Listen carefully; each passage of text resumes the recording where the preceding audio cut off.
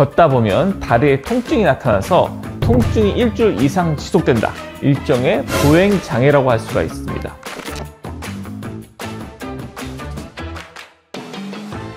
안녕하세요. 연세더불어병원 정형외과 전문의 박성필입니다. 허리가 아프면 가장 먼저 허리 디스크를 떠올리시곤 하실 텐데요. 사실은 허리 통증을 일으키는 원인은 엄청나게 다양합니다. 급성 요통이 있을 수가 있고, 많이 알려진 허리 디스크, 또 척추관 협착증, 척추 전이증, 골절 중 아주 다양합니다. 이 중에서도 급성 요통은 갑작스럽게 근육 사용이 많아졌을 때 나타나는 근육통으로 이해하면 쉬운데요. 예를 들어 운동을 심하게 했다거나 무거운 짐을 계속 나르는 경우 등에서 발생할 수가 있습니다. 이러한 급성 요통은 보통 일주일 이내에 사라집니다. 그런데 통증이 일주일 이상 지속된다. 그럼 단순 근육통이 아니라 다른 질환을 의심해 봐야 되는데요. 그 중에서도 가장 대중적으로 알려진 것이 허리 디스크, 그리고 비슷한 증상을 동반하는 것으로 알려진 척추관 협착증, 이 두 가지에 관해서 이야기를 나눠보도록 하겠습니다. 사례를 토대로 이야기해보자면, 어머니가 평소에는 아주 잘 걸으셨는데 허리가 아프다고 하신 이후로는 걷다가 자주 멈춘다고 하셨죠. 이런 증상을 신경인성 간헐적 파행이라고 합니다. 걷다 보면 다리에 통증이 나타나서 잘 걷지를 못하고 절개되는 증상을 뜻하는데요. 일종의 보행장애라고 할 수가 있습니다. 그리고 이런 증상은 척추관 협착증의 특징적인 증상이기도 합니다.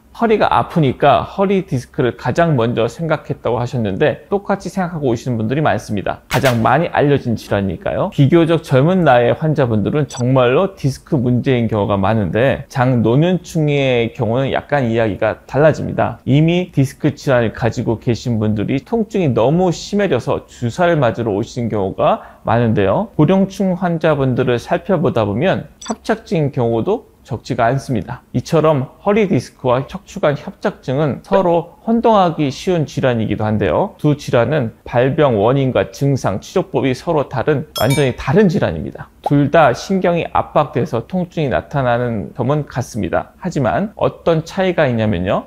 먼저 허리 디스크는 척추뼈 사이사이에 위치한 디스크가 제자리에서 이탈되면서 신경을 압박합니다. 그러나 협착증은 척추관 자체가 좁아져서 신경이 압박되는 점에서 차이가 납니다. 또 허리 통증이라는 비슷한 증상이 나타나지만 구별할 수 있는 증상이 있습니다. 사례자분의 어머니 이야기에서도 언급됐는데요. 바로 신경인성 간헐적 파행입니다. 간헐적 파행에 따른 보행장애, 다리 저림, 그리고 넓은 범위의 감각 소실이나 저림감 같은 감각 이상 증상을 통해 협착증을 의심할 수가 있습니다. 그런 의미에서 사례자분의 어머니께서도 척추관 협착증이 있지 않으실까 하는 의심이 됩니다. 정확하게 원인을 파악하고 치료를 받는 것이 필요하니 어머님을 모시고 꼭 병원에 가시기를 권장드립니다.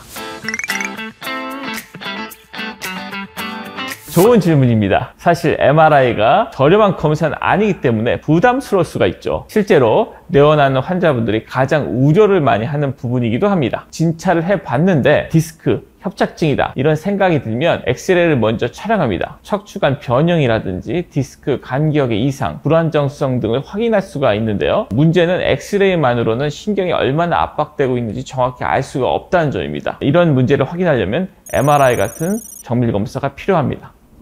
오늘은 사례자분의 문의를 통해 허리 디스크와 척추 협착증에 관한 이야기를 나누어 보았는데요. 모든 질환은 조기 치료가 중요하다고 강조하지만 훨씬 중요한 것은 바로 예방하는 겁니다. 디스크나 협착증 모두 노화의 영향을 많이 받지만 평소의 자세 습관과도 아주 밀접한 관련이 있기 때문에 평소 척추 건강을 지킬 수 있도록 올바른 자세 습관을 생활하는 것이 좋겠습니다.